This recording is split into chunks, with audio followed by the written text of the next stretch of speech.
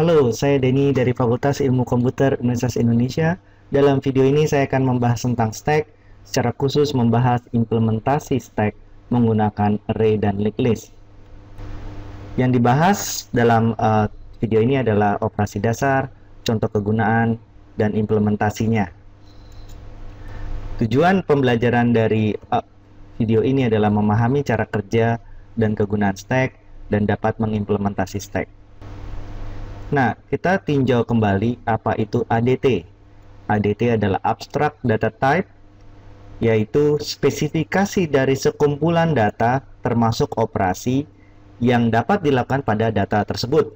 Nah, itu adalah salah satu definisi dari ADT.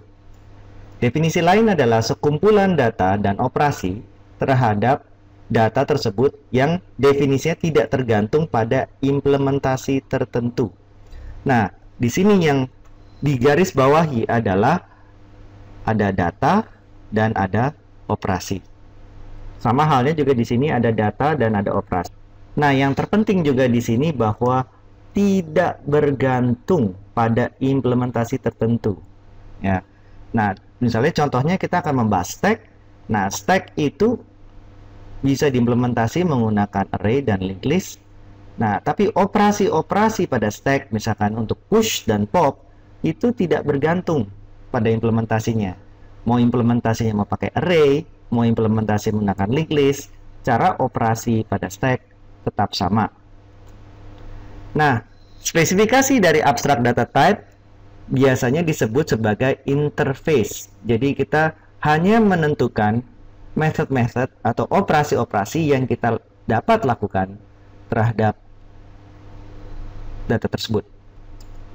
Nah, implementasi dapat saja berubah atau berbeda, namun interface-nya tetap sama. Nah, sebuah stack adalah kumpulan benda di mana hanya benda yang most recently inserted dapat diakses. Jadi hanya benda yang terakhir kita masukkan ke dalam kumpulan tersebut yang dapat kita akses. Nah, queue adalah sekumpulan benda di mana hanya benda yang terakhir kita masukkan yang dapat diakses, ya. Nah, ada sebuah terminologi yang disebut sebagai struktur data linear. Nah, nanti kita juga akan mempelajari struktur data yang non-linear seperti tree dan graph. Nah, struktur data linear adalah kumpulan elemen yang tersusun sebagai garis linear. Nah, contohnya adalah stack. Nah, di mana di sini struktur data linear penambahan dan pengurangan elemen dilakukan di satu ujung saja. Misalkan kita punya data atau kumpulan. Nah, misalkan ini adalah kumpulan data. Saya masukkan 1, 2, 3, 4. Nah, penambahan selalu dari ujung sini dan dikurangi selalu dari ujung sini. Namun biasanya untuk stack, biasanya karena dia adalah tumpukan, umumnya kita menggambarnya menggunakan tumpukan seperti ini. Saya bisa mengakses dan membuang dari ujung yang sama, yaitu dari sisi atas saja. Queue itu adalah struktur data linear di mana penambahan komponen dilakukan di satu ujung, sedangkan pengurangan dilakukan di ujung yang lain atau yang satunya lagi. Maksudnya apa? Misalkan saya punya ini adalah queue atau antrian dalam bahasa Indonesia. Nah, masuk dari sini, keluar dari sini. Nah, misalkan saya masukkan elemen 1, elemen 2, elemen 3, kemudian saya keluarkan. Nah, yang kita keluarkan dari sini yaitu 1 dikeluarkan, kemudian 2 dikeluarkan. Misalkan ada yang masuk lagi di sini 4, kemudian di sini ada 5, keluar lagi ini. Nah, jadi bisa dilihat bahwa masuk dari sisi sini, keluar dari ujung satunya lagi. Nah, kedua struktur data tersebut merupakan abstract data type, di mana implementasi pada tingkat yang lebih rendah dapat menggunakan list, baik menggunakan struktur data sequential seperti array, atau struktur berkait seperti linear linked list. Nah, dalam stack, semua akses dibatasi pada elemen yang paling terakhir dimasukkan. Nah, operasi-operasi dasarnya adalah push.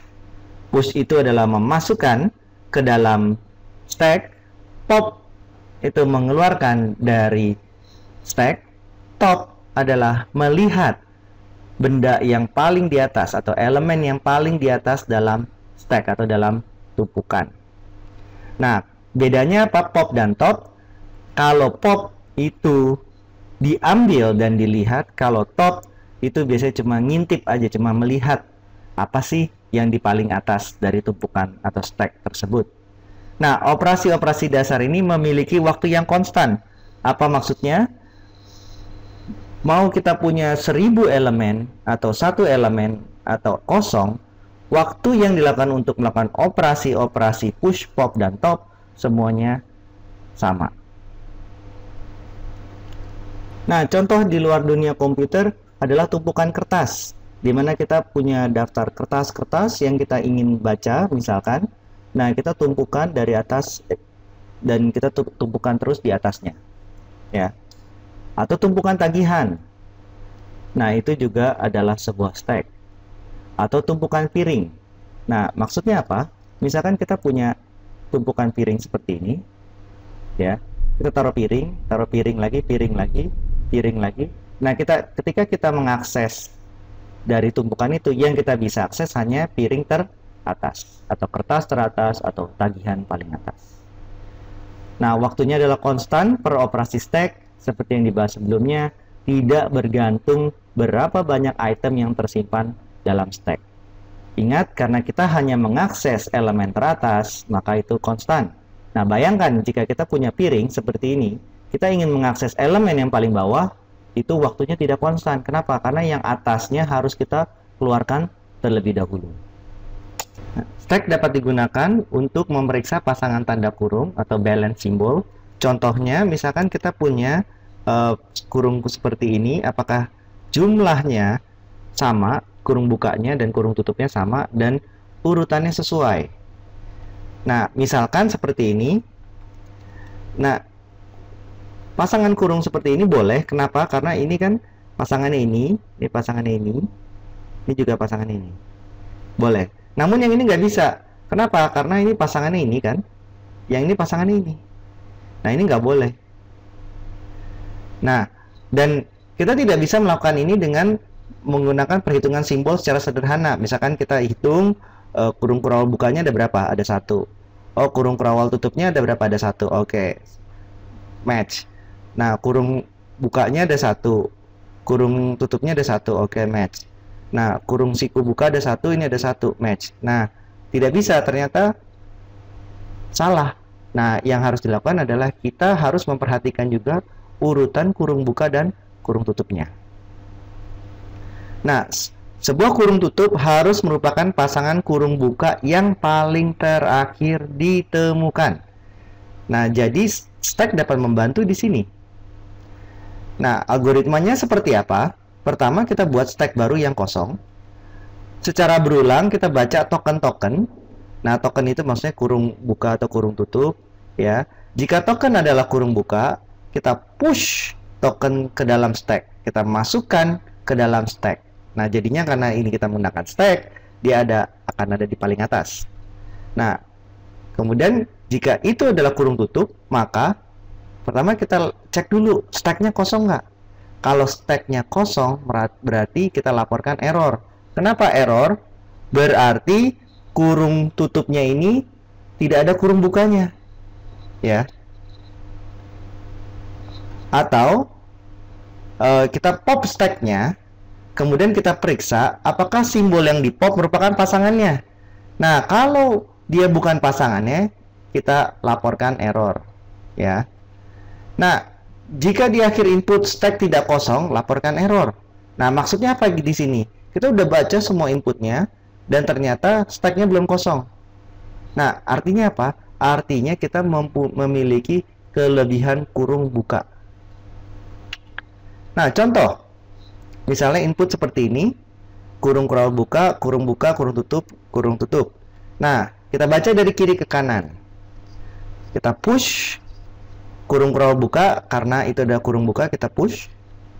Kemudian kita baca yang kedua, yaitu kurung buka juga, maka kita push. Nah, pada saat ini, stack isinya adalah bahwa paling bawah ada kurung buka, di atasnya adalah kurung kurawal kurung biasa. Nah, kemudian kita baca input berikutnya, ternyata itu adalah kurung tutup. Nah, yang kita lakukan pertama kita periksa stacknya kosong nggak? Oh tidak. Kita pop. Nah, kita pop dapat yang ini kan? Nah, ternyata ini adalah benar pasangan dari kurung kurawal kurung tutup. Nah, jadi kita bisa buang. Nah, jadi stack sekarang isinya hanya kurung kurawal buka. Nah, kita baca lagi input, ternyata adalah kurung kurawal tutup. Nah, terus kita pop. Nah, kita pop dapat ini. Nah, ternyata yang kita pop benar adalah pasangan dari kurung kurawal tutup. Nah, input selesai, stack kosong, maka input sudah benar. Artinya apa? Kurung buka dan kurung tutupnya sudah balance, sudah seimbang. Nah, contoh misalkan seperti ini. Kalau kita jalankan. Nah, pertama kita mendapatkan kurung kurawal buka, masukkan dalam stack. Dapat kurung siku buka, kita masukkan stack. Dapat lagi di sini adalah kurung buka. Nah, kemudian ini kurung tutup, kita pop, ternyata matching dengan ini, nggak masalah. Nah, kita dapat lagi ini kurung tutup. Nah, ternyata kurung ini dengan ini tidak match. Karena tidak match artinya tidak balance. Contoh lagi. Nah, baca input pertama, masukkan ke dalam stack. Kurung buka, masukkan stack. Kurung tutup, kita pop dari stack dan sama, oke, nggak ada masalah. Nah, kita dapat lagi di sini kurung tutup, kita pop dan ternyata berbeda. Jadi di sini lagi-lagi tidak balance. Contoh lagi, kurung buka, masukkan dalam stack. Kurung buka, masukkan dalam stack. Kurung tutup, kita pop dari stack, matching. Kurung tutup, kita pop dari stack, matching. Ya. Nah, kemudian ini kurung tutup, stacknya kosong. Nah, ini jawabannya juga false. Contoh kasus lagi, misalkan inputnya seperti ini. Kurung buka, masukkan stack. Kurung buka, masukkan stack. Kurung tutup, kita pop sama. Kurung tutup, kita pop sama. Kurung buka, kita push. Nah, selesai. Ternyata masih ada sisa di dalam stack. Ini juga tidak balance, makanya jawabannya juga false. Nah, bagaimana dengan running time algoritma tadi? Nah, algoritma tadi kompleksitasnya adalah ON, di mana N adalah jumlah data atau jumlah tokennya. Nah, kenapa dia bisa ON? Sebenarnya cukup sederhana menganalisanya, bahwa algoritma tersebut memproses input secara sequential. Ya, maksudnya mulai dari token pertama, token kedua, ketiga, dan selanjutnya tidak perlu mundur. Nah, karena dia hanya membaca input satu kali, maka dia linear. Nah, aplikasi berikutnya adalah call stack. Ini sudah dibahas waktu kita membahas tentang rekursif. Jadi, ketika terjadi method call atau pemanggilan method, eksekusi method caller ditangguhkan sementara dan method yang dipanggil atau callee dieksekusi. Nah, saat terjadi method return, eksekusi kembali dari method aktif ke method sebelumnya atau caller. Nah, hal ini ditangani dengan call stack. Ide dasarnya apa? Ketika suatu method call terjadi, simpan current state ke dalam stack. Nah, current state ini macam-macam, mulai dari program counter, variabel-variabel lokal, ya. Nah, itu semua disimpan dalam stack. Nah, saat return, kembalikan state dengan melakukan pop stack. Nah, jadi pemanggil dari suatu method pasti ada di bawahnya kan, karena kita menggunakan stack. Nah, jadi activation record untuk method yang dipanggil di-push ke dalam call stack. Setelah eksekusi statement return atau sudah selesai, activation frame yang terletak paling atas dikeluarkan dari call stack atau di. Nah, sebagai ilustrasi, misalkan saya punya method main, ya, di mana method main itu memanggil method A memanggil method B, kemudian setelah memanggil method B, dia juga memanggil method C, ya. Jadi di dalam method A ada pemanggilan ke method B dan C. Nah, ketika method main dieksekusi, kita push activation frame dari method main ke dalam stack, call stack ini. Nah, ketika dia memanggil method A, nah A dimasukkan ke dalam call stack. Nah, kemudian method A memanggil method B dimasukkan dalam call stack. Nah, B dieksekusi, selesai. Ketika selesai, ini di pop. Nah, method apa yang dilakukan? Yang harus dilanjutkan? Method A. Kenapa? Karena A ada di paling atas. Dan kita melanjutkan di baris ini. Nah, kita melanjutkan manggil method C. Nah, push C ke dalam stack. Kemudian jika C sudah selesai, di pop activation frame ini, kembali ke pemanggilnya siapa? Method A. Ketika method A selesai, di pop kembali ke pemanggilnya siapa? Method main. Method main selesai. Nah, aplikasi lainnya bisa mengubah fungsi rekursif menjadi non-rekursif menggunakan stack. Nah, lihat topik sebelumnya mengenai maze runner. Jadi kita bisa membuat versi non-rekursif dengan bantuan stack. Aplikasi lainnya juga operator precedence parsing. Nah, ini akan dibahas di kuliah berikutnya di teori bahasa otomata. Bisa juga melakukan pembalikan urutan atau reversing dengan bantuan stack. Nah, sekarang bagaimana dengan implementasinya? Implementasi pertama menggunakan array. Nah, jadi stack dapat diimplementasikan menggunakan array, dan kita punya suatu integer top di mana mencatat indeks dalam array dari top of the stack. Jadi kita indeks teratasnya di mana. Nah, untuk stack kosong nilai topnya adalah -1. Nah, saat terjadi push, kita lakukan increment counter top dan tulis ke dalam posisi top tersebut dalam array. Nah, maksudnya apa? Nanti kita akan kasih ilustrasi. Saat terjadi pop, lakukan decrement counter top. Nah, jadi pertama kali ketika dia stack itu kosong, topnya itu adalah -1 nilainya. Nah, ini contoh stack dengan besarnya 4, kapasitasnya 4. Ketika kita push A ke dalam stack, maka yang terjadi seperti ini. Topnya kita naikkan dulu, tambah 1, jadi 0, dan masukkan A itu pada indeks 0. Nah, misalnya kita push lagi B, apa yang dilakukan? Topnya kita tambahkan dulu 1 menjadi 1, kemudian masukkan B pada indeks 1. Ya. Nah, apa yang terjadi jika top sama dengan ukuran array?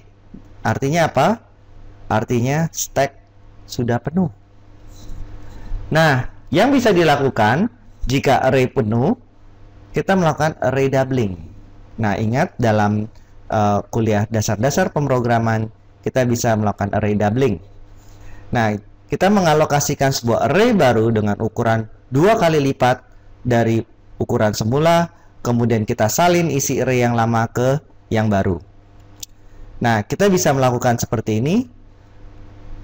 Misalkan kita mempunyai, ini adalah array yang ingin kita perbesar 2 kali lipat. Kita simpan reference-nya ke dalam old array.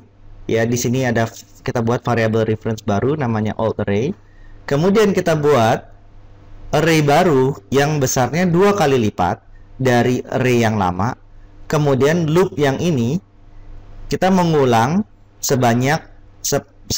banyaknya elemen pada array yang lama. Kemudian kita pindahkan nilainya dari array yang lama ke array yang baru. Nah, cara yang lebih baik di Java, kita bisa menggunakan method Java util arrays copy of. Nah, ini lebih cepat karena menggunakan native implementation. Jadi langsung diimplementasi tanpa menggunakan interpreter. Nah, programnya jadi lebih singkat lagi. Kita cukup menulis array sama dengan arrays copy of array, nah ini adalah besar dari array yang baru, yaitu 2 kali nilai array yang lama. Nah, pertanyaannya, dengan adanya array doubling, apakah kompleksitas running time dari operasi push masih konstan? Nah, bagaimana dengan running time implementasi tadi? Nah, tanpa adanya array doubling, setiap operasi memiliki waktu konstan. Nah, artinya tidak bergantung pada jumlah item di dalam stack. Namun, ketika terjadi array doubling, itu membutuhkan waktu menjadi ON. Kenapa? Karena kita harus melakukan N assignment, N perpindahan dari array lama ke array baru. Nah, namun kita bisa menganggap tetap konstan. Kenapa? Karena untuk setiap array doubling yang memerlukan N assignment didahului oleh minimal N kali push yang non-doubling. Nah, maksudnya apa? Contohnya misalnya seperti ini, kita punya array isinya 4. Kita push A, ya. Ordernya apa? Waktunya adalah 1, konstan. Kita push B, waktunya juga konstan. Push C, waktunya juga konstan. Push D, waktunya juga konstan. Nah, ketika saya push E, apa yang terjadi? Waktunya ternyata tidak lagi konstan, yaitu linear. A, kemudian kita pindahkan A, B, C, D, ya, dan kita push E di sini. Nah, jadi waktu yang dibutuhkan sebenarnya di sini adalah 5, ya enggak? 4 perpindahan, ya kan? Ada 4 perpindahan plus 1 untuk masukkan array yang baru.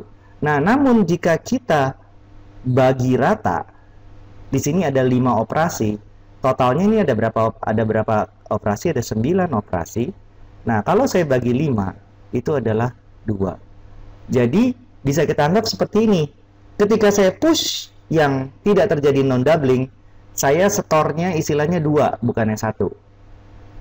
Nah, padahal yang baru dipakai itu baru satu satuan waktu. Satu satuan waktunya lagi itu ditabung untuk nanti ketika terjadi array doubling. Jadi ketika nanti array doubling, saya tetap bayarnya 2. Nah, misalnya di sini saya butuh 2. Ini 2, ini 2. Ketika pas saya push E, itu saya juga bayar 2. Nah, jadinya apa? Kalau bisa dilihat seperti ini. Nah, konstan nggak? Nah, konstan. Karena ini adalah 2 kali satuan waktu, yaitu tetap saja dianggap sebagai konstan. Nah, teknik ini disebut sebagai amortization.